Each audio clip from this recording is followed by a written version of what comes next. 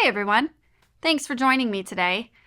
Yesterday we started talking about spring cleaning, and today I want to start with an idea that is much easier to talk about than to accomplish.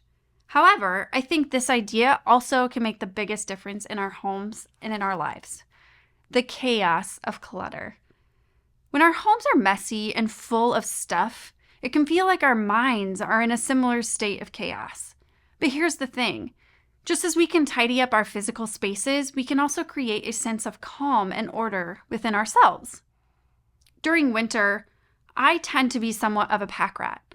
Both of my children have birthdays in the late fall, and then Christmas comes around, and it seems by springtime there's just so much extra stuff. And in addition, this is about the time when the things I've packed away in my mind and in my heart tend to start bringing some discontent as well.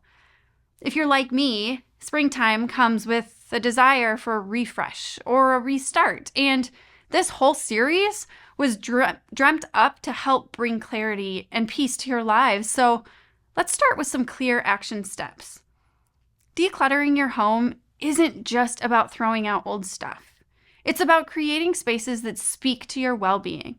Start by setting aside some time to declutter and tidy up each area of your home.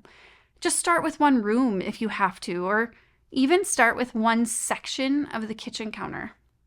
If you start by simply carving out the time, it's more likely that you will actually do it. As you go through your belongings, ask yourself, what brings me joy and adds value to my life? Focus on keeping those things and letting go of the rest. But decluttering, it's not just about stuff. It's also about creating spaces that support your faith and make it easy to spend some time with God. Consider carving out a cozy corner where you can relax and reflect and connect with your inner self. Surround yourself with things that inspire you, whether it's a favorite book, a piece of artwork, or simply a comfy chair where you can sit and unwind. As you create more order in your surroundings, notice how it affects your mood and mindset. Clearing away clutter can help reduce stress and anxiety, making room for peace and creativity to flow.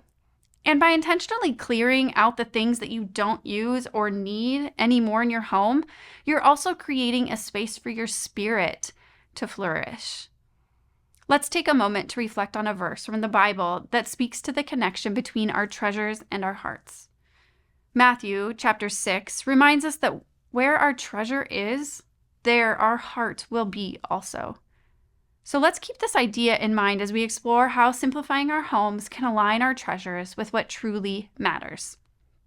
This decluttering thing applies to ridding ourselves of the muddiness that can happen in our thoughts and emotions too.